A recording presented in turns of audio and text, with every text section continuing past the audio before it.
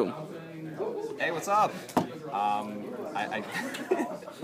Made top 8 here at the KMC in Columbus, Ohio. I was running Pile, which is different for me. I know I usually run Kalima. This is the deck that I used. There's some obvious tech choices, some new things, and some things I would definitely cut. So I guess I'll just go through. Sure. So yeah, 2 drops. I had Aqua Striders and Sprouts. The Striders basically were helpful against rush, some tempo, stuff like that. Just early establish for the board, and also being able to do things with like piercing or tap things down and swing into things. Really nice. Sprout, obviously it's gets you to turn 4 sooner and sets up other plays. And it's a shield blast. Turn 3 plays. I have more blockers, believe it or not. I didn't want to have to worry about rush as much.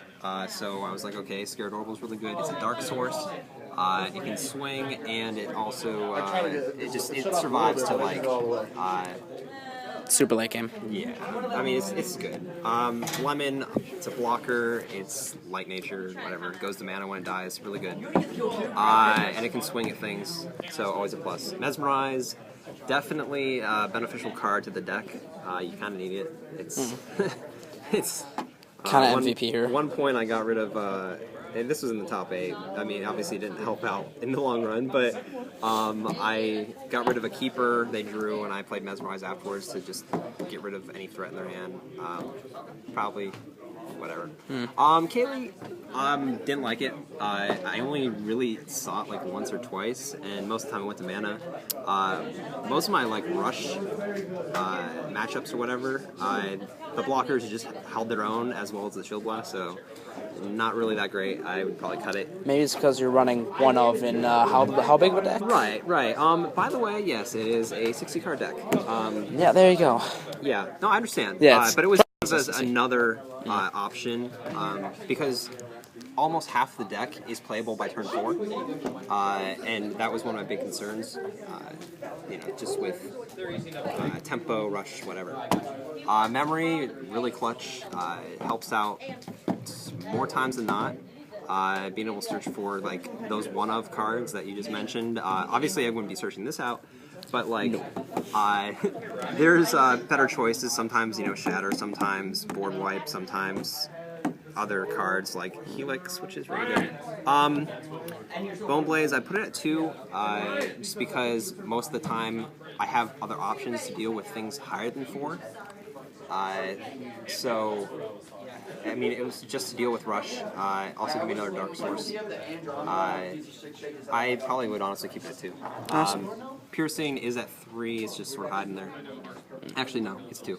Yep. I was gonna say that's odd. Yeah, I know. It's actually really, really good. Basically, bounce tap. Oftentimes, I was actually there was at least a couple times I bounced my own Andro and tapped their dude, swung over, and then I just replayed the Andro again. Reap and Sow gets you there sooner, gives you more resources, outs, whatever. And speaking of outs, we have 3 major outs. Because it's amazing. Yes. This should always be running 3s. It's just so easy to just like revenge kill things. And I'm going to sort of jump over here for a second. We have Blaze Helix.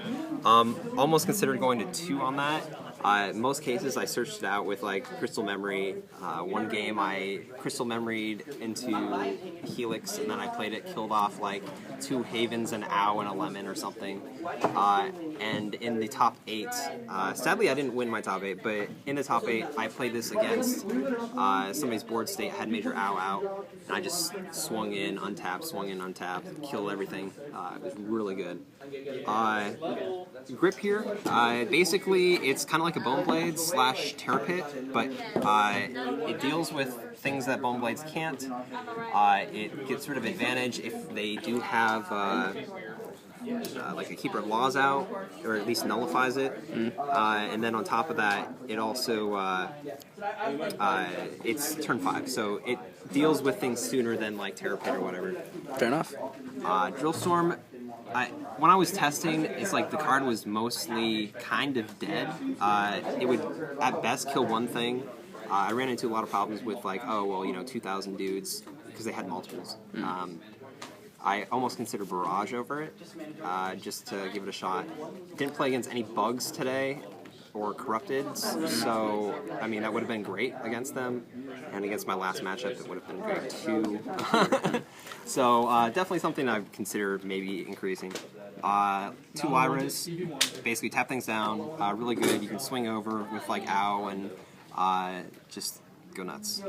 Helix, like I mentioned already, it's amazing. What about that Helix? This Helix is basically Mana Storm, but with more options. In most cases, no Mana Storm. Yeah, there's no Mana Storm, and the reason behind that is usually in this deck, when you're playing Reap and Sow, you go basically to your turn 6. So there's no point in playing a turn 5 card on a turn 6, or whatever, Yeah, I know. And then on top of that, not that I had to use it, but it was nice to have the option to be able to be like, okay, well, I'm going to take my Andro for my mana, which would have been great in my final game. Or, things like that. So, overall, I would stick with this. I don't know if I'd increase it, but I mean, I think it's better than Mana Storm. We'll see though. 2 Storm Sparks, just gets you there. Against like the Rush matchup, it's really good because you can just tap stuff down. I swung over with Ows and so on and so forth. Believe it or not, when I was trying to cut down the deck, I took out a Reverberate. Blasphemer! And the reason behind that was I expected a lot of tempo, a lot of rush.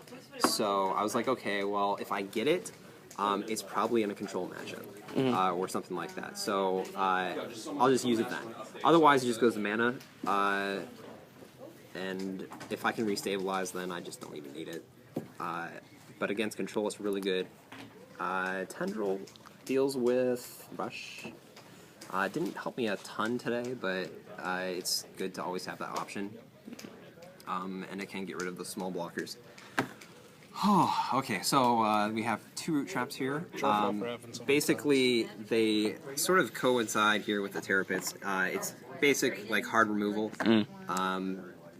A lot of times I was like facing down Haven and just was like, oh, this isn't doing anything. Yep. But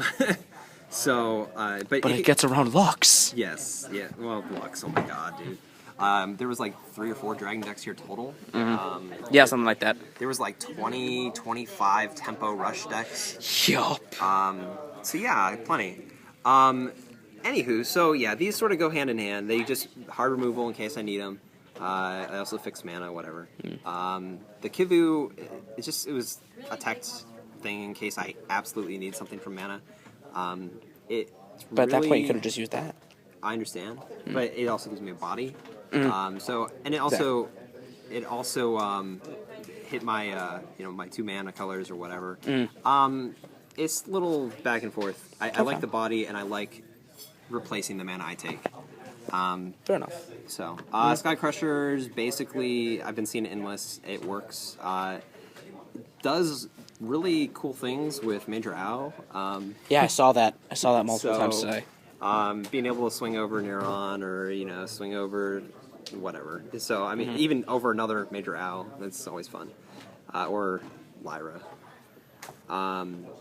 But yeah, so I already talked to the Terror Pits. Saucy wanna Skull Shatter. I know people are like, well, you run ramp, you run this, whatever, you run 2. But in this, again, I expected more tempo, so I was like, okay, if I search for this,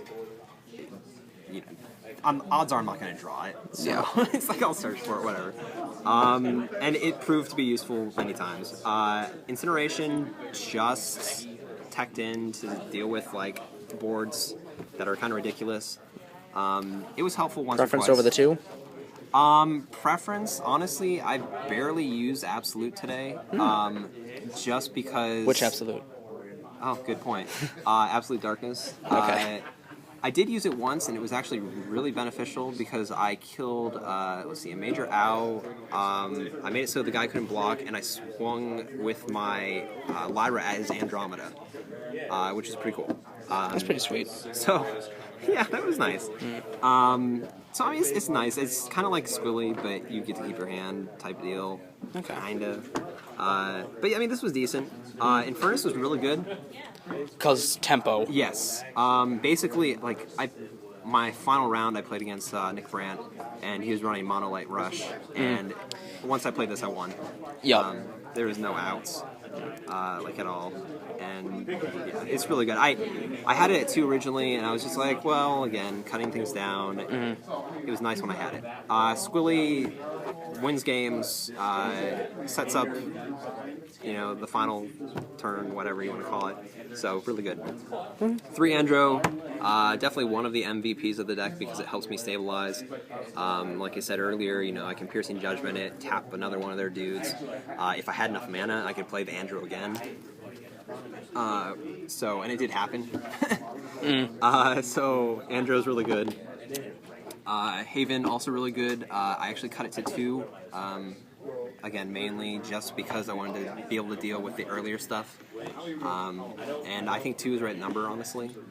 Okay. So, I mean, it worked for me all day when I got it. Tritonus is basically my substitution for one of the Reverberates. If I got to late game, because it is a one-of, I can just play it and then I can draw, you know, 5 cards, whatever. But then it's got that body. Yes. And it doesn't have the risk of being... That body. See, this... Get bodied. If I ever played against, like, a more tempo-based or rush or whatever, the Reverberate would end up going to mana, and if, you know, I'd be like, oh, well, if I draw him, then I'll get my draw power back. But you could just go up to 16 mana, play him, and then play it in Reverberates. I think that's a little overkill.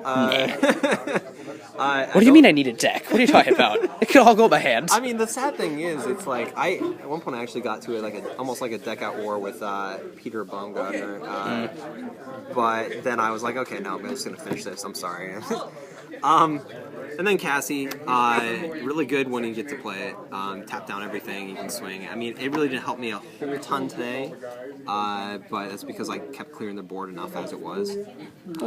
But yeah, overall that's the deck. I mean, I enjoyed it. It was 60 cards, like I said, so I mean, it was definitely heavy. I could see a few cuts here and there, but definitely loving like the Grips of Despairs outside of when I need a solid mana color. Definitely with the Kaylee, need to get rid of that. Oh, there goes Kaylee. I just like to do this. Get out of here. Get out of here, yeah. But yeah, I mean, I had a lot of fun with it. I went 5-1-0, and then in the top 8 I lost to basically a Piercing Judgment Rusalka played together. I had 3 blockers. It happens. Yeah, I needed that Andrew, I'm telling you. But yeah, had a lot of fun with it, and hopefully I'll be seeing you guys here, or some of you here at PA. We're not in PA, we're in Ohio. I know. You said here in PA, okay. Sure. I said hopefully I'll be seeing you guys, you know, like here in PA. Okay. Next week. So. Okay. Anyway, so I thought you were very confused for a second. I'm like, what? I'm in Pennsylvania? But yeah, so had a lot of fun with it. Yeah, so Sweet. Until next time, guys. Shouts out. Shouts out. Anyone? Oh, okay. My team. It's Marvin Williams, who's sitting over here. That guy. Oh, hey. Then we've got Kat Moran, which is they're over getting Subway, and then Justin Finnegan. We're all members of Team Ragnarok, in case you didn't know. Poor Justin, knows the pain of being 9th. So, Poor sap. Yeah, he got 9th place, so, the feels. And then, looks like, the deck I lost to lost. So, that's cool. That's fine. Anyways, shout outs to Zapdos. My man Zapdos over here. This man beat me in top 8. Hell of a game. It was super tight. Alright, well, I don't want to take away from this being a deck profile, but anyways, thank you for taking the time to go through this with me, and Thank you. keep calm and game on, guys. Sweet. Later. Good luck. Bye.